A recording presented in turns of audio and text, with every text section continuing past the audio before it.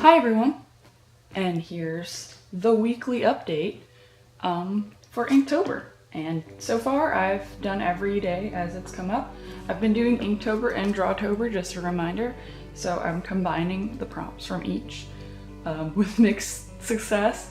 Some days I favor the Drawtober prompt, some days I favor the Inktober prompt, but I always try to combine the two. So let's get into it. I'm gonna kind of skim over the first drawing since there's already a video up on my channel about this one, but I still consider this a pretty good result for day one. I surprisingly enjoyed drawing skeletons, not really in character for me. And then here we've got day two. The Inktober prompt is first, and then the Drawtober prompt is second. That's pretty much consistent on each drawing. If you don't know the prompt lists by heart, but I don't for sure. I reference them every day. So I was thinking divided and stitched together would kind of create an oxymoron, but the more I thought of it, the more I thought maybe an object could be divided and then stitched back together in some sort of messed up amalgamation of a way, some sort of unnatural way. And of course that got me thinking about Frankenstein's monster and how he's cobbled together from what is implied to be a bunch of different corpse parts, at least in the interpretations that the film interpretations. In the book it's not said that he has these stitch marks, you know, but I figured let me mix the film interpretation and the novel interpretation a little bit. So his appearance with the long flowing dark hair is more based on the book, but I kept the stitching that's, you know, classic Frankenstein's monster stuff. And I gave the Bride of Frankenstein her classic film look as well, but I used a scene from the novel in which these two stitched together, cobbled together artificial creatures are divided from each other because Victor Frankenstein becomes disgusted with what he is doing and decides to destroy the companion that the creature asked for. So, hey, it's a literary fan art on day two. I'm not too surprised that I went to fan art so quickly, but this is not my typical fan art. You'd normally see some sort of fan art of a cartoon show or something like that, but hey, there you got your literary reference, and I think it's pretty successful drawing. I tried out a bunch of techniques that I don't normally use. I did some like kind of dry brush stuff here. I went in with some white ink for light effects. I did overwork some areas, like his face just is not pleasing to me at all. But I had this image in my mind all day as I was thinking about the prompt.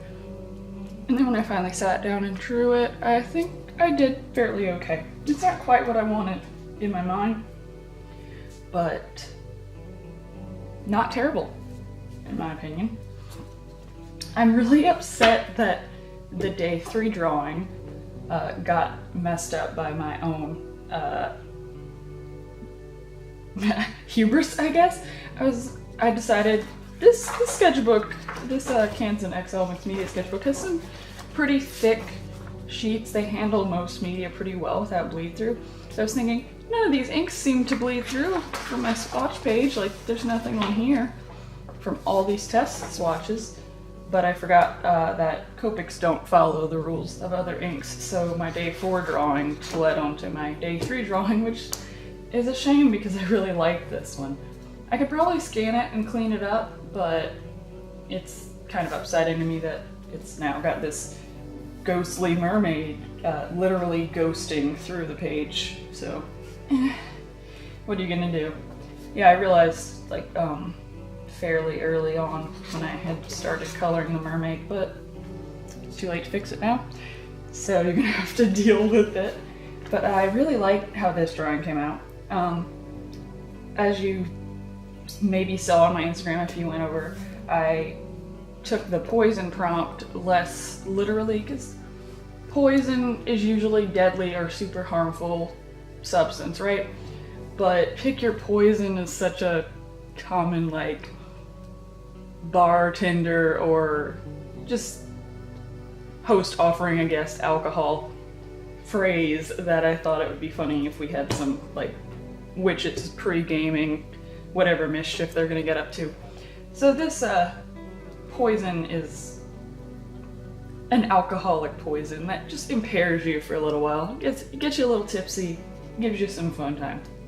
But I had a lot of fun trying out different textures on this one, with this shiny leather corset and the kind of speckly stone cauldron and the oozy blobby liquid. And I don't know, I really like the lines I was able to get on this one as well. And as you can see, I've varied the amount of white to black concentration through these. Like, this one's very negative space heavy, very line based. This one's a lot more filled in with the inks, and then this one's kind of a mix of the two. And then day 4, I have an underwater chained wraith, and I thought ghost mermaid, because everyone likes mermaids. I definitely do. And I just thought this was a cool idea. Also, no idea what mermaid anatomy's like. Fish are ribs all the way down, right? I don't know. So she's got just ribs all the way down. I messed up on her eye here. She's supposed to have all white eyes and be looking out at the viewer, but I messed up the coloring with the Copics and it kind of overbled onto her sclera. So it looks like the part that's the sclera is darker gray and looks like an iris, and it looks like she's looking at her chains, which actually is probably a stronger choice than staring out at the viewer. But I don't know, I had fun with varying the value a little bit with the cool gray Copics and the very, very fine lines with the, I think that was a high-tech C in 0.25. Yeah, I like this one a lot. I feel like I should have done maybe a little more suggestion of her scales with either the Copic brush marks or the tiny lines. But yeah. And then this one does not look at all like I wanted it to look in my head. So long and toxic fairy dust. I thought about toxic moths and butterflies. And monarch butterflies are toxic because they drink, they feed on toxic plants as caterpillars, and I'm pretty sure they drink nectar from toxic plants as adults as well. So they're not really fun for birds or other insects to eat. So they usually get a wide berth from predators. And so toxic fairy, and then the long, I just figured I'd show her proboscis, and she's just sipping on a zinnia, which I don't think is toxic. I probably should have picked a different flower, but monarchs do drink from zinnias, but whatever. Don't worry about it too much. But for this one I used the Faber-Castell Pitt brush pens because I have a fairly large collection of that. One box I actually won in a high school art show. I received best in show for the art club because it was each art club, and then art 1, 2, 3, and 4, each of the classes had their own set of winners. And since I got best in show for the art club for whatever year in high school that was, I got a box of these Faber-Castell Pitt pens. And I graduated from high school 6 years ago, so I definitely got it before that. So I still have these 7 or 8 year old markers, and they're not dry yet because I've only used them occasionally, but the fact that they're not dried out at all is pretty good. So some of those are from that box, and then I also received some other colored ones as a gift last Christmas, I believe. So some of these are from the new set, some of these are from the old set, but every time I use these, I forget that they're not great for coloring. Like, they are super streaky. They're great for doing colored ink lines. Like, I really enjoy lining with them because they're a brush pen, so they make nice line variation. But for large areas of color, it's not great. But I figured this counts for Inktober, and I wanted to do something colorful for this one. I wanted to get the orange monarch wings. But I played around with this non-humanoid body. I wanted her to be very insect-like fairy, so yeah, she's not harmful, she just doesn't want to get ate. So she's toxic to predators. But and then this one, I was not super inspired by these two prompts together at first. It was sword and carnivore carnival. And so I was like, I'm not really into weapons too much, and I'm not really a big meat person in general, so I'm just like, what am I gonna do for this? And one of the ideas I had was having just like a kind of big cat predator themed carnival, and by that I misspoke. I mean sort of sentient anthropomorphic, like lions and tigers and stuff walking around at a carnival, and I had a picture in my mind of a lion cub or a tiger cub holding what resembles cotton candy but was actually like a leg of some sort of meat.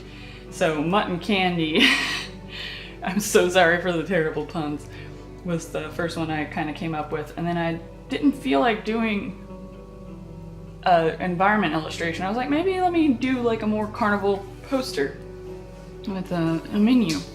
So we've got some terrible puns here. We've got mutton candy, candy eyeballs instead of candy apples, brotzels made out of bratwurst, which I'm probably pronouncing wrong, turkey legs because that's just classic carnival food. I didn't feel like changing that one at all. Corn dogs, which are like corn dogs but wrapped in bacon instead of cornbread, and funnel snakes, which makes no sense but is my favorite because it's ridiculous. And then I kind of copped out on the sword prompt and just have a little ad for the sword swallower at the carnival. So kind of a cop out with the blending of the prompts, not really blended at all, just kind of here's one, here's the other. There you go. And then I don't know why I was picking up the book. Our most recent day, because I haven't done today, day 8s yet, I'm doing this video first, is our shy rat queen. I probably should have given her more royal finery than just a crown. I should have given her like a cape or a scepter or something, but I wanted it to be kind of simple and cute, and I really like how her face and her pose came out, and I think she's just precious and very shy, just embarrassed. But I feel like I got a pretty interesting range of illustrations here. Pretty successful week 1. Hope week 2 is good too. And let me know if you guys are doing Inktober, and I'll go check some stuff out because I like to see everyone else's illustrations as well. Hope you enjoyed watching the time lapse of some of these. Sorry that there's no time lapse for the last 3 days. I just did not have the energy to do these at my desk. I just kind of chilled out on the couch and drew these instead because I just felt like taking it easy and relaxing while drawing the past few days. So hope you enjoyed it. See you next week.